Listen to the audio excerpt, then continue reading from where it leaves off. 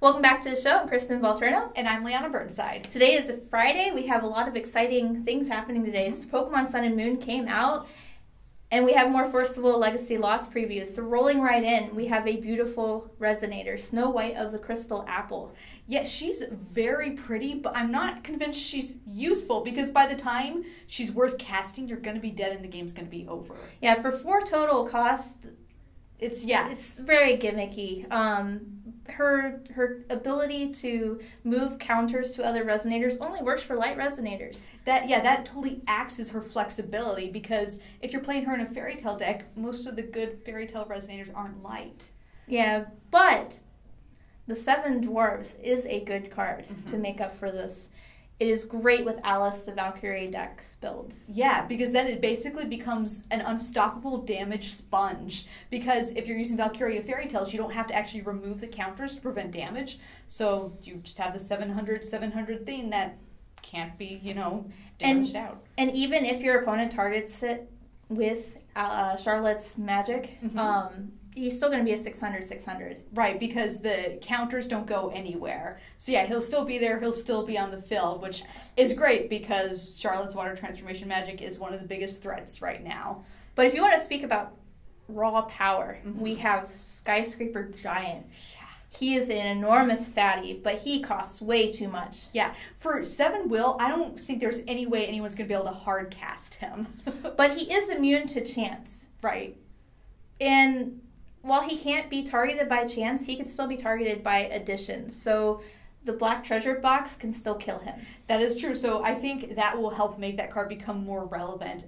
There's still ways to get him off the field, which is going to be important. I do like that he's good at clearing the board of non-flyers, though. That is going to be very useful. Right. So you can prevent your opponent from chump blocking with a bunch of cheap Resonators by just tapping and doing 800 damage to everything without wings. But if you don't want to pay the hard cast for this, how do you get him in play? Well, that's where Jack climbing the Beanstalk comes into play.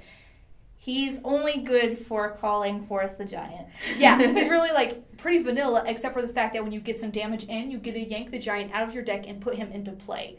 I definitely see this comboing well with Flying Cloud, or if you're playing Wanderer with Glinda the Fairy, as ways to be able to get some damage in so you can get out that enormous Resonator. Keeping true to the Jack and the Beanstalk story, we have Planting Beans. It's definitely a setup card. Yeah, for 1 green, you basically take any Resonator, put in your graveyard, which is kind of lackluster until you realize if you're playing it in Wanderer, there's a card from Millennia of Ages called Book of Ibon, which allows you to take any Resonator from your graveyard and put it into play. But if you want to put it into your hand, you can always still play the Awakening cost, which is only 3 total will if you think about it. Right, so a tutor for 3, that's still a pretty good deal.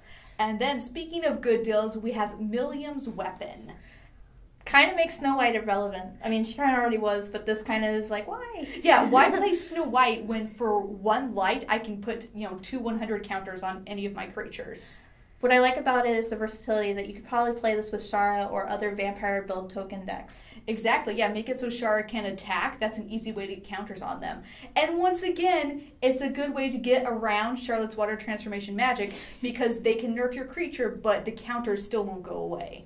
The meta is definitely shifting towards more of a cat and mouse work around your opponent, and instead of just plowing straight through turn 3 or 4. So I'm very interested to see how much slower the meta turns out to be. Maybe they'll make cards like Snow White of the Crystal Apple more relevant.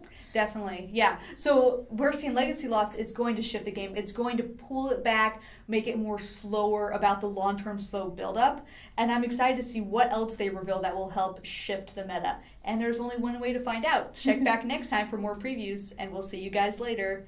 See ya.